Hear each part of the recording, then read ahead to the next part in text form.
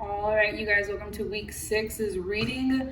This week we're diving into learning more about other gods and goddesses. So if you only know about Zeus, Poseidon, and Hades, because I think those are the most popular, now's your chance to learn about others. And if you were just interested in them, then this reading is for you this week.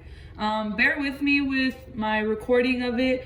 The PDF that they gave me was absolutely horrible and kept cutting off information. So I just went straight to the website where I found the article, and I'm going to give you guys the article too, just in case my reading of it isn't that great this week. So just bear with me. I'm trying my best on this one. But let's go ahead and jump in for the gods and goddesses of ancient Greece. Meet the gods and goddesses of ancient Greece. Of all the ancient Greek facts, their stories of the gods have to be one of the most fascinating. Join National Geographic Kids as we meet some of them. It was believed that the family of Greek gods lived in a cloud palace above Mount Olympus, the highest mountain in Greece. These gods were thought to have special powers, and each had control over a different aspect of life. Many of them also appear in the tales of Greek mythology. And so now we're going to be learning about all the different gods. The first being Zeus. Zeus was the king of gods and the most powerful. He was the god of the sky and thunder and controlled the weather. He had different powers, his most famous being the ability to hurl lightning bolts at those who displeased him. He hated dishonesty and would punish those who lied or broke promises. Hera. Hera was Zeus's wife and queen of the gods. She was the goddess of women, marriage, and family. Hera was well worshipped by the ancient Greeks, and the oldest and most important temples of the region were built in honor of her. Her sacred animals were the cow, lion, and peacock. Poseidon. Poseidon was the brother of Zeus and the god of the sea and earthquakes. Although one of the gods of Mount Olympus, he spent most of his time in the ocean. Not surprising. His weapon was a trident, which was said to be so powerful it could shake the earth and shatter any object. He had a reputation for being bad-tempered and moody, and would seek revenge on those who angered him. Aphrodite.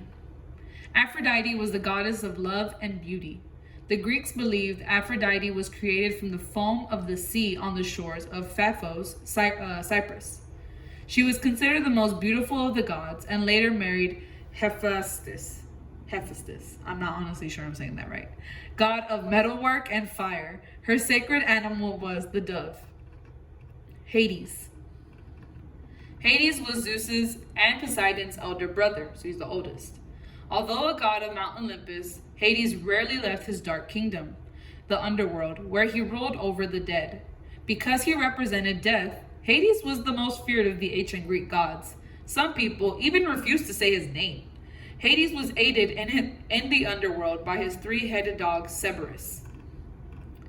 Hermes. A son of Zeus, Hermes was the messenger of the gods. He was also responsible for guiding the dead to the underworld. Hermes was said to be the fastest of the gods and wore winged sandals and a winged hat. He was also known for his intelligence and wit and would help Zeus with his important decisions. Demeter. Demeter was the goddess of agriculture, vegetation, and crop growth.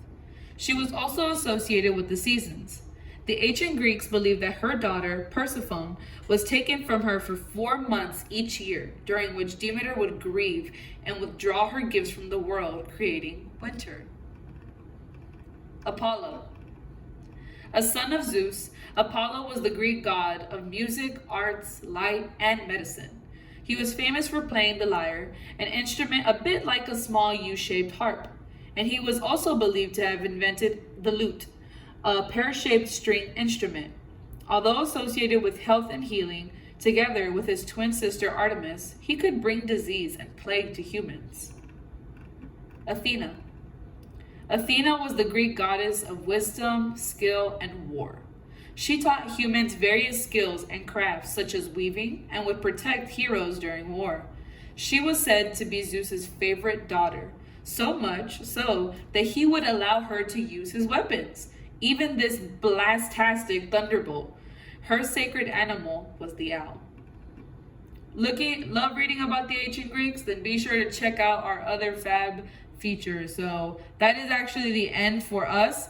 But like I said, I'm gonna be dropping the link to this website so you guys can read it on your own, because I know this probably wasn't my best screen recording and reading of it. So just thank you for being patient with me and reading it, and I hope you guys enjoyed it and loved learning about the other gods and goddesses. Go ahead and start answering the questions below.